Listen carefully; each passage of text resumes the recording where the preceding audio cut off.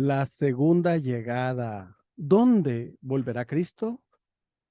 Suscríbase a Loredo Nelson, dele me gusta y no olvide darle clic a la campanita para que reciba todas las actualizaciones de los videos que compartimos regularmente.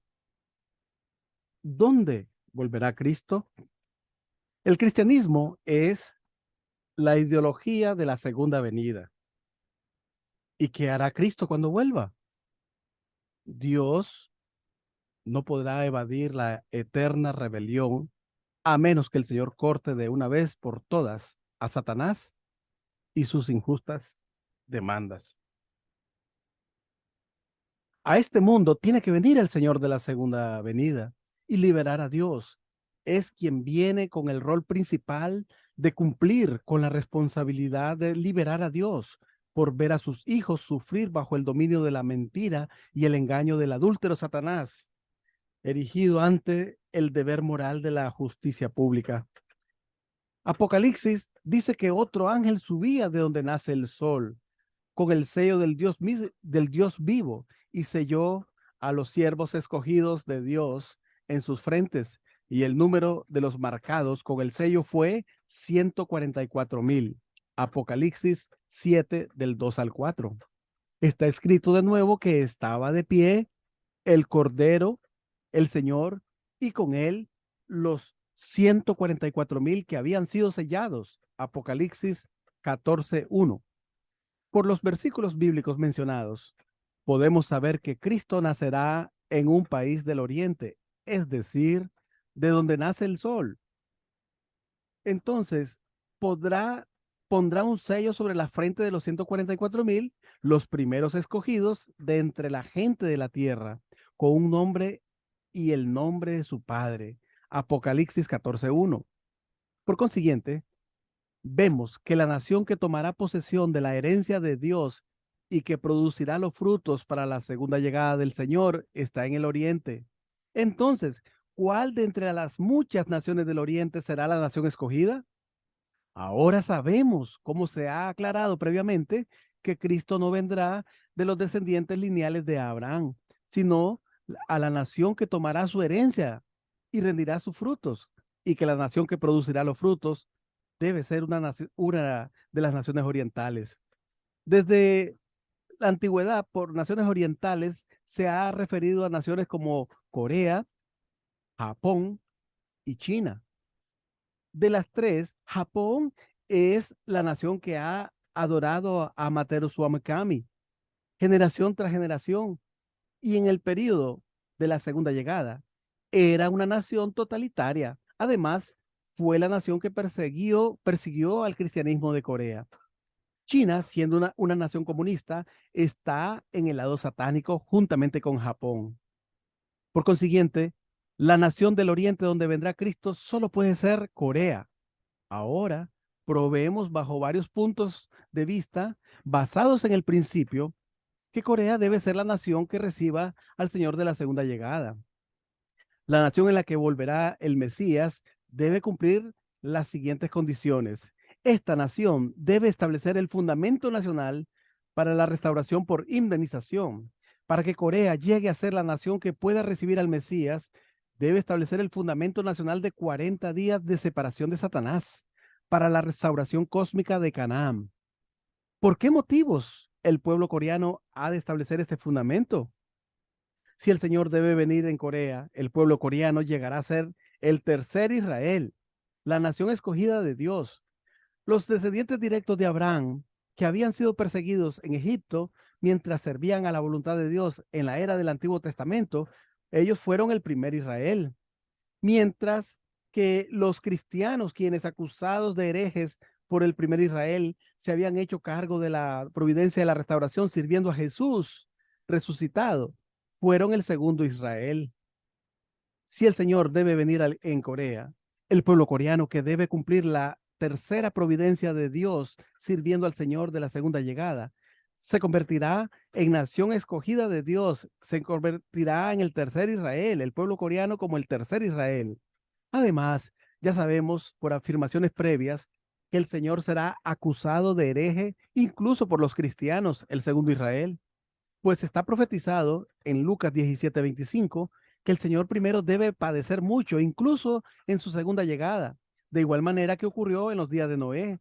Si es así, Dios tendrá que abandonar a los cristianos si persiguen al Señor de la segunda llegada, así como abandonó al pueblo judío cuando rechazó a Jesús, Mateo 7:23. Entonces, el pueblo coreano, que debe cumplir la tercera providencia de Dios sirviendo al Señor de la segunda llegada, se convertirá en el tercer Israel, la nación escogida. Entonces le declararé, jamás os conocí, apartados de mí, agentes de iniquidad. Mateo 7:23. Entonces, los descendientes directos de Abraham, el primer Israel, sufrió 400 años de esclavitud en Egipto. Los cristianos sufrieron también 400 años, superó 400 años de persecución bajo el Imperio Romano. El pueblo coreano, naturalmente, siendo el tercer Israel, debe sufrir esclavitud por una cierta duración de tiempo correspondiente al número 40. ¿Bajo qué circunstancias sufrió el pueblo coreano los 40 años de esclavitud bajo el imperio japonés?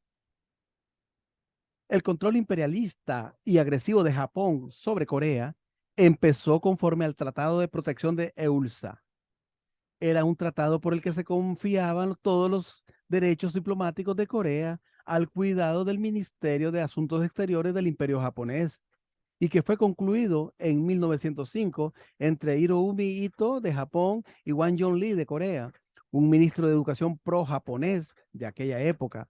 Japón privó a Corea de sus derechos en todos los campos como la política, la diplomacia, la economía, controlando toda la administración doméstica por medio del gobernador y secretarios que los japoneses pusieron en cada distrito. Esto constituyó el Tratado de Protección de EULSA. Japón, después de anexar a Corea por la fuerza en 1910, privó completamente de libertad al pueblo coreano, encarcelando o aniquilando a numerosos patriotas y, aún peor, invadiendo el Palacio Real e incluso asesinando a la reina. Durante el movimiento de independencia coreano del día 1 de marzo de 1919, los japoneses mataron innumerables buenos ciudadanos de Corea. En el tiempo del gran terremoto de Kanto en Japón, en 1923, el pueblo japonés, inventando rumores sin fundamento, masacró a innumerables inocentes coreanos que vivían en Tokio. Mientras tanto, incontables coreanos que no podían soportar la tiranía japonesa tuvieron que emigrar al vasto desierto de Manchuria en busca de libertad, dejando la tierra fértil de su patria en manos de los japoneses. Allí lucharon por la liberación de su patria, pasando inenarrables penalidades y privaciones. Los soldados japoneses, buscando patriotas coreanos de aldea en aldea, detenían a veces aldeas enteras, incluyendo ancianos y jóvenes, encerrándolos en un edificio y masacrándolos, incendiando el edificio. Japón continuó con esta tiranía hasta el día de la caída del imperio. Los coreanos que murieron en el tiempo del movimiento de independencia Samnil y en el desierto de Manchuria eran cristianos en su mayoría. Además, hacia el fin del gobierno imperial, los japoneses forzaron a los cristianos coreanos a dar culto en los templetes de Shinto y encarcelaron o mataron a innumerables cristianos que se oponían a hacerlo. Además, la política opresiva del imperialismo japonés hacia la cristiandad coreana, poco antes de su liberación, el 15 de agosto, fue atroz. Sin embargo, con la admisión de la derrota en la Segunda Guerra Mundial por el emperador japonés Hirohito, el pueblo coreano fue liberado finalmente de la esclavitud. Sin embargo, eh, bajo circunstancias lamentables de mucho dolor, desde 1905 a 1945 fueron esclavizados por el imperio japonés.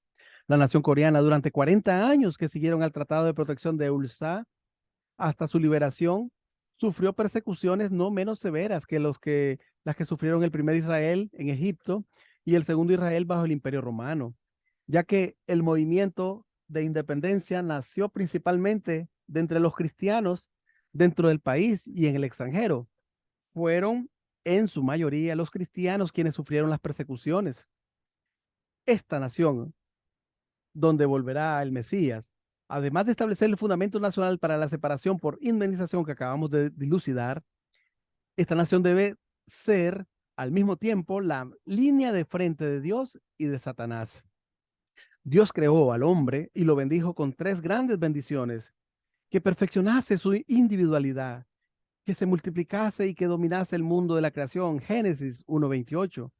Ya que Dios bendijo a Adán para que tuviese dominio sobre toda la creación, Dios tenía que permitir a Satanás realizar antes que él el mundo fuera del principio, según el modelo de las bendiciones. Dios ha estado restaurando este mundo al lado celestial. Por consiguiente, en la consumación de la historia humana, como se ha expuesto anteriormente, este mundo será dividido necesariamente en dos: la democracia y el comunismo. Dado que el Señor viene con el fin de restaurar el mundo caído en el mundo original de la creación, es evidente que Dios debe realizar su providencia para restaurar el mundo comunista al lado celestial, centrado en el país a donde va a venir el Señor de la segunda llegada. Y ahí tenemos división de Corea en el paralelo 38, en Corea del Norte, en la parte norte, y Corea del Sur, la democrática. Es entonces, ya que el pueblo coreano es la ofrenda del sacrificio, así como nación situada en esta línea para la restauración universal, Dios tiene que cortar este sacrificio nacional en dos, al igual que hizo cortar a Abraham sus ofrendas. Esto es por lo que Corea está dividida en dos por el paralelo 38, separada en dos naciones, una de tipo Caín y otra de tipo Abel. Entonces, naturalmente, esta nación en el paralelo 38 está dividida en el mundo comunista tipo Caín y el mundo democrático. Esta es la línea de frente entre Dios y Satanás. Por consiguiente, la guerra que estalló el 25 de junio de 1950 a lo largo del paralelo 38 de Corea no fue meramente un conflicto entre compatriotas causado por la separación de la tierra, sino que fue la confrontación entre los dos mundos de la democracia y del comunismo, y además la confrontación entre Dios y Satanás, ya que este conflicto asumió un carácter mundial por el propósito de la providencia de la restauración. La movilización de muchas naciones miembros de la ONU en la guerra de Corea, bajo el mando de las Naciones Unidas, hicieron parte tropas de Australia, Bélgica, Luxemburgo, Canadá, Etiopía, Francia, Gran Bretaña, Grecia, Países Bajos, Nueva Zelanda, Filipinas, Sudáfrica, Dinamarca, India, Suecia, Tailandia, Turquía y Colombia. Esto les permitió participar inconscientemente en la providencia de Dios, obrando para la liberación de la patria. Cuando cayeron los primeros antepasados humanos, el lado celestial y el lado satánico se dividieron.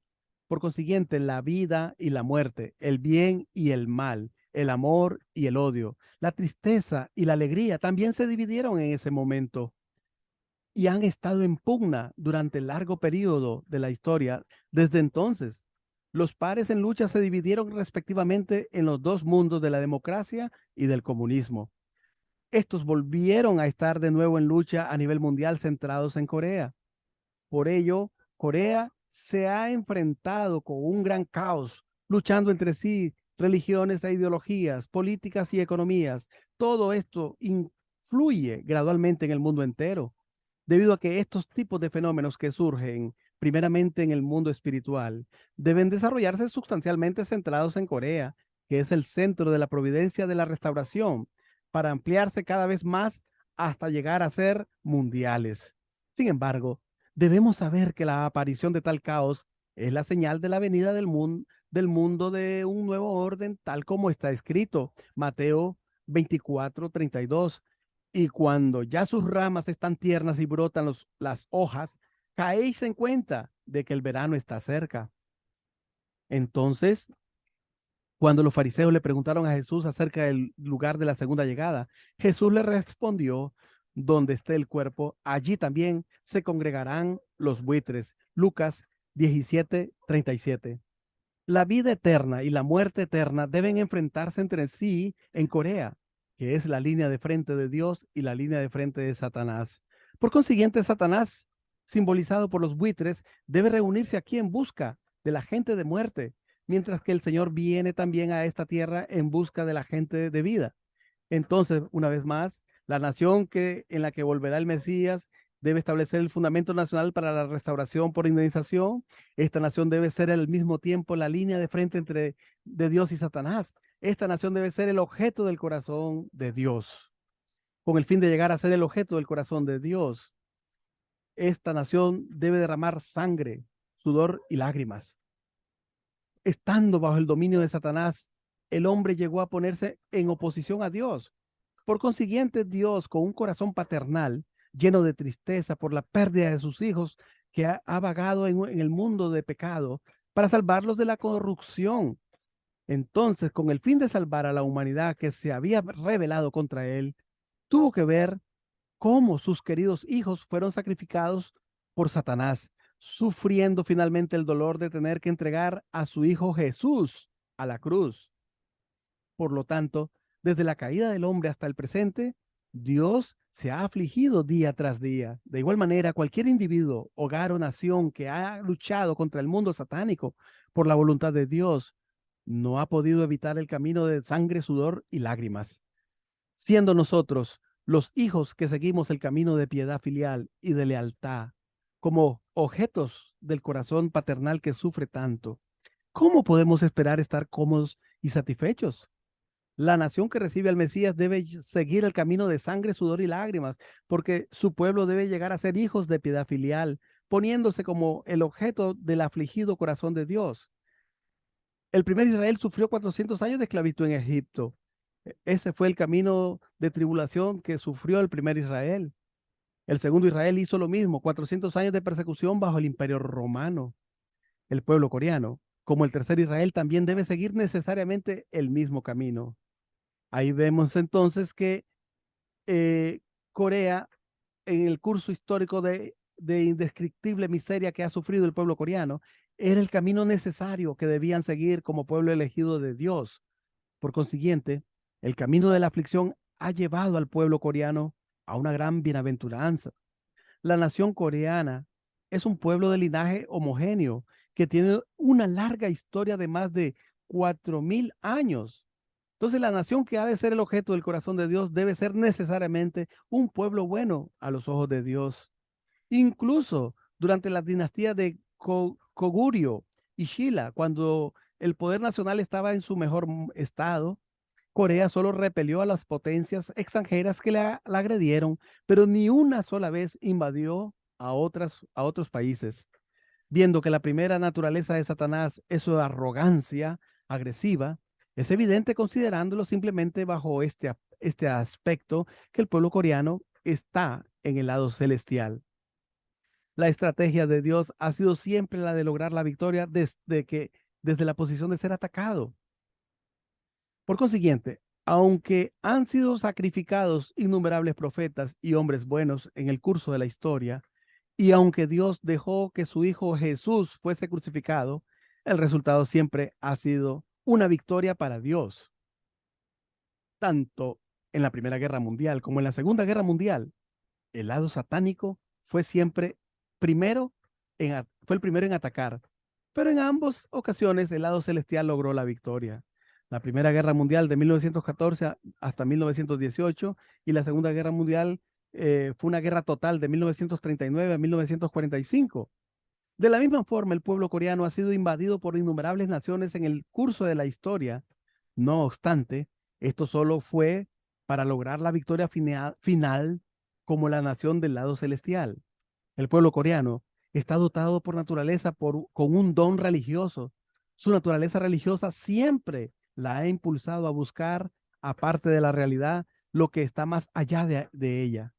Por ello, la nación coreana, que está dotada con un fuerte respeto a Dios desde tiempos muy lejanos, cuando su nivel cultural era bajo, hasta el presente, nunca ha valorado ninguna religión que persiga la felicidad diaria deificando indignamente objetos naturales. El pueblo coreano como nación tiene un carácter nacional que valora sumamente la lealtad, la piedad filial y la virtud. Entonces, una vez más, la primera condición para ser el país, la nación donde volverá el Mesías, es establecer el fundamento nacional para la restauración por indemnización. Segundo, esta nación debe ser al mismo tiempo la línea de frente de Dios y Satanás. Ya vimos paralelo 38. Tercero, esta nación debe ser el objeto del corazón de Dios. Y cuarto, esta nación debe tener testimonios proféticos entre el pueblo. Referente al testimonio profético revelado a la nación coreana, en primer lugar, sabemos que esta nación tiene una idea mesiánica conforme a la revelación dada a su pueblo.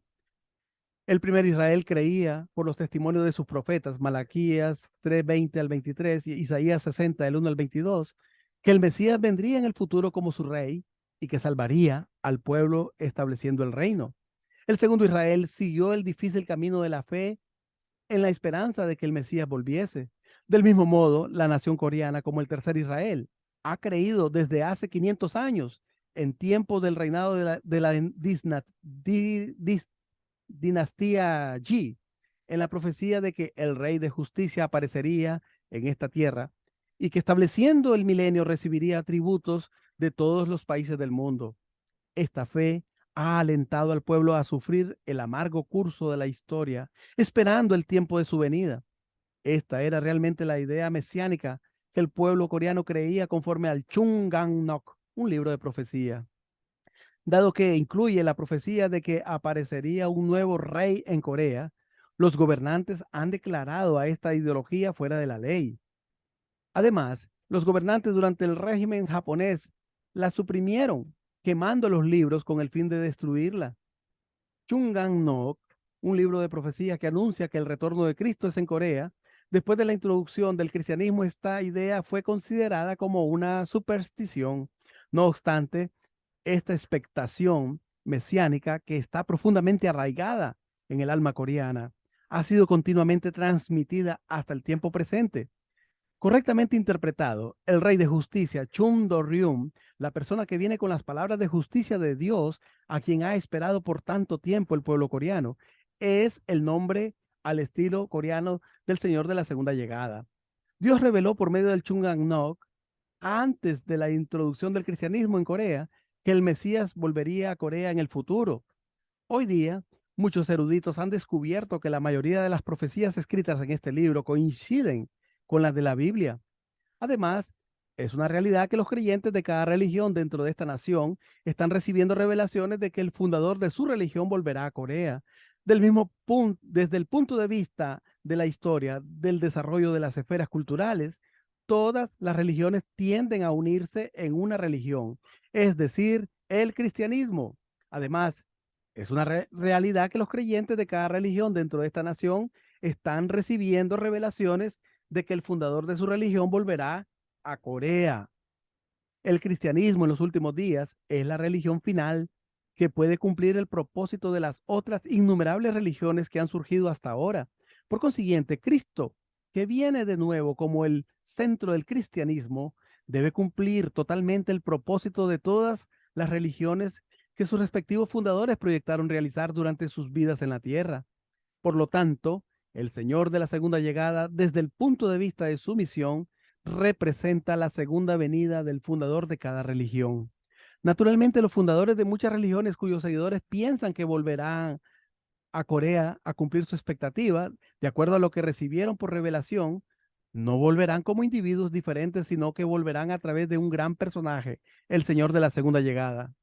Cada grupo religioso ha recibido revelaciones diferentes referente a la segunda llegada del Señor.